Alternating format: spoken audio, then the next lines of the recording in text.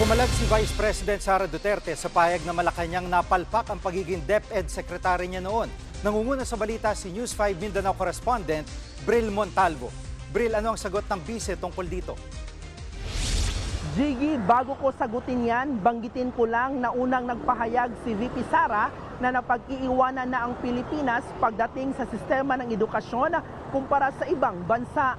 Ito ang sinita ng palasyo at sinabi nga nitong palpak ang pamumuno ng bise sa DepEd. Sa kanyang reklamo ngayon, nagre-reflect lamang na bilang siya ay naging DepEd Secretary ay a complete failure. Pero buwelta ni VP Sara, sinubukan pangaraw siyang pigilan ng mismong Pangulo nang magbitiw siya sa pwesto. Hindi ko maintindihan saan nanggagaling yung total failure ako as a Department of Education Secretary. Kasi iba yung actions ni BBM noong ako ay nag-tender ng resignation. Inofera niya ako, may gusto ka ba na posisyon? Sabi ko, wala akong gustong posisyon. May revelasyon pa ang bise.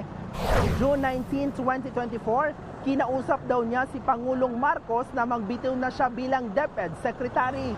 Pero bago raw siya umalis ng palasyo, may napansin siya sa Pangulo.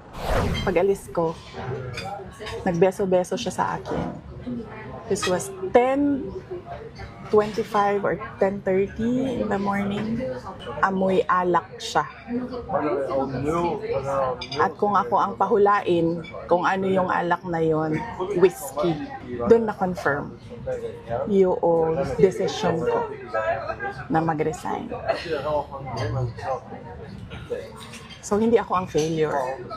Siguro, ang failure is yung 10:30 pa lang ng umaga, amoy alak ka na.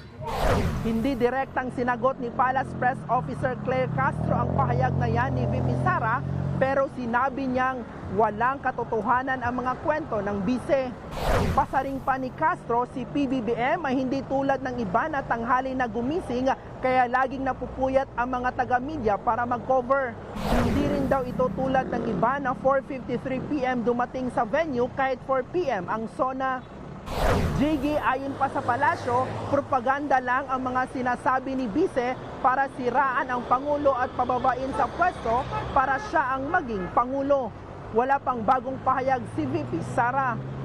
Balik sa'yo, Jiggy. Yan ang ulat ni Bril Montalvo mula sa Davao City. Mga kapatid, Jiggy Manikad po, pagdating sa mahalagang balita sa loob at labas ng bansa, dapat una sa lahat, mag-follow at mag-subscribe na sa social media pages ng News 5.